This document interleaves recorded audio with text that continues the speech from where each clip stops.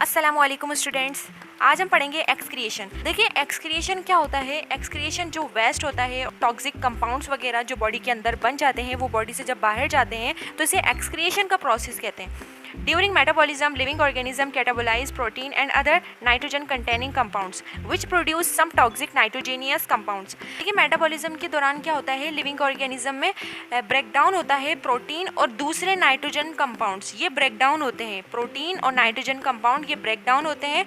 तो जब ये ब्रेक डाउन होते हैं, इसी दौरान क्या होता है, इनके अंदर कुछ नाइट्रोजीनियस कंपाउंड्स प्रोड्यूस होने लग जाते हैं। This toxic compound are mainly ammonia और यूरिया और uric acid, generally called nitrogenous waste. तो ये जो टॉक्सिक कंपाउंड जो बता रहे हैं वो होता है अमोनिया, यूरिया और यूरिक एसिड। ये तीनों टॉक्सिक कंपाउंड होते हैं, जहरीले कंपाउंड्स होते हैं। इन्हें नाइट्रोजीनियस वेस्ट कहते हैं। If this compound retain in the body and accumulate, they can damage the cell or organ before they must be removed from the body.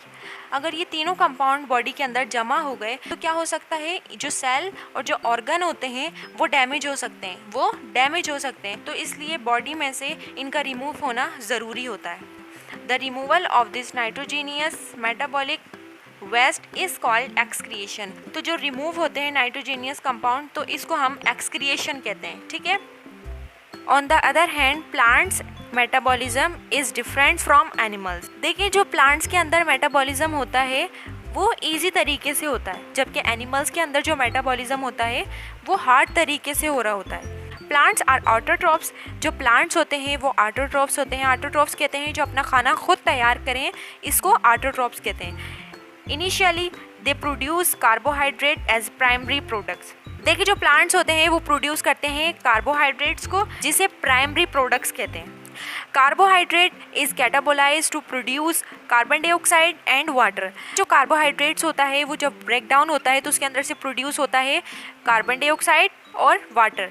ये दोनों इसके अंदर से प्रोड्यूस होता है। जब कार्बोहाइड्रेट ब्रेक डाउन होगा, प्रोड्यूस होगा। ये प्लांट्स का मेटाबॉलिक वेस्ट होता है।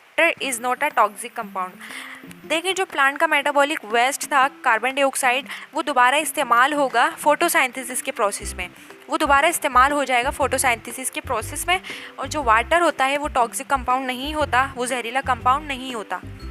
As autotrophs the synthesize variety of compound, so the waste product of only reaction are utilize in other metabolic reaction are reactant and consumed. जो autotrophs होता है वो मुख्तलिफ वैरायटी के कंपाउंड्स बनाता है। तो ये जो वेस्ट प्रोडक्ट्स होता है उसके अंदर ओनली सिर्फ और सिर्फ एक ही रिएक्शन इस्तेमाल किया जाता है, कोई दूसरा मेटाबॉलिक रिएक्शन इस्तेमाल नहीं होता इन प्लांट्स के अंदर। प्लांट्स के अंदर एक्सक्रिएशन इस तरीके से हो रही होती है। तो एनिमल्स होते हैं, अब एनिमल्स के बारे में पढ़ते हैं कि एनिमल्स के अंदर किस तरीके से हो रही होती है। Excretion in animals. The animal produce their nitrogenous waste during metabolism and remove them either in tissue fluid or in blood. देखिए एनिमल सेल के अंदर मेटाबॉलिज्म के दौरान क्या होता है, इनकी बॉडी के अंदर नाइट्रोजेनियस वेस्ट बनता है। नाइट्रोजेनियस वेस्ट बन रहा होता है, या तो ये नाइट्रोजेनियस वेस्ट को टिश्यू फ्लूइड के ज़रिए या फिर ब्लड के ज़रिए इसको रिमूव कर रहे होते हैं। So the animal developed some organ to filter the tissue fluid और ब्लड। तो इसी तरीके से जो जानवर होते हैं वो डेवलप्ड कर रहे होते हैं कुछ ऑर्गन को, जिनसे वो फिल्टर करें ब्लड को और टिश्यू फ्लूइड को। This organ are called excretory organ. तो इस ऑर्गन को कहते हैं एक्सक्रिएटरी ऑर्गन, ठीक है।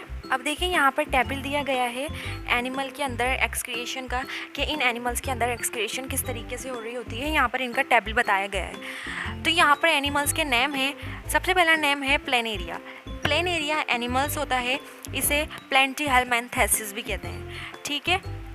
यहाँ पर मैं आप लोगों को इन सारे एनिमल्स की पिक लगा के दिखा दूंगी, आप लोग देख लीजिएगा।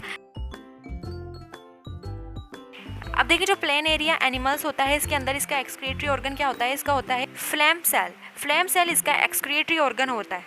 और एक्सक्रिएटरी कंपाउंड होता है डाइल्यूट यूरिन। सोर्स होता है टिश्यू फ्लूइड। सेकंड है अर्थवर्म। अर्थवर्म को एनिलिड्स भी कहते हैं। अब ये अर्थवर्म का जो एक्सक्रिएटरी ऑर्गन होता है वो होता है मेटानेफ्रिडिया। मेटानेफ्रिडिया इसका एक्सक्रिएटरी ऑर्गन होता है। और ये अर्थवर्म को एक्सक्रिएटरी कंपाउंड भी डाइल्यूट यूरिन होता है।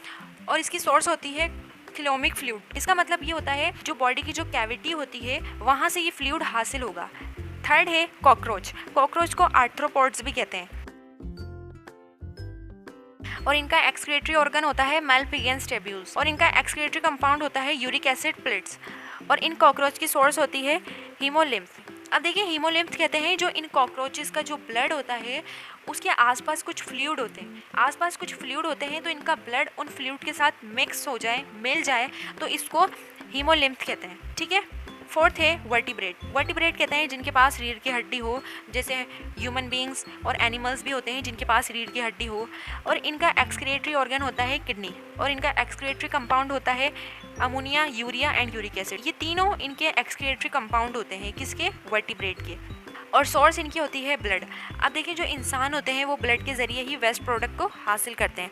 तो ठीक है स्टूडेंट्स, यहाँ तक हमारा पूरा एक्सक्रीशन का टॉपिक हुआ कंप्लीट। आई होप आप लोगों को समझ आया होगा। चैनल को सब्सक्राइब कर दीजिएगा, लाइक कर दीजिएगा एंड शेयर कर दीजिएगा। अब हम नेक्स्ट वीडियो में पढ़ेंगे होमियोस्टेसिस इन मैन। ये हमारा नेक्स्ट टॉपिक होगा, हम इसको नेक्स्ट वीडियो में कवर करेंगे। जब तक के लिए अल्लाह हाफिज़, दुआओं में याद रखिएगा। जज़ाकल्लाह।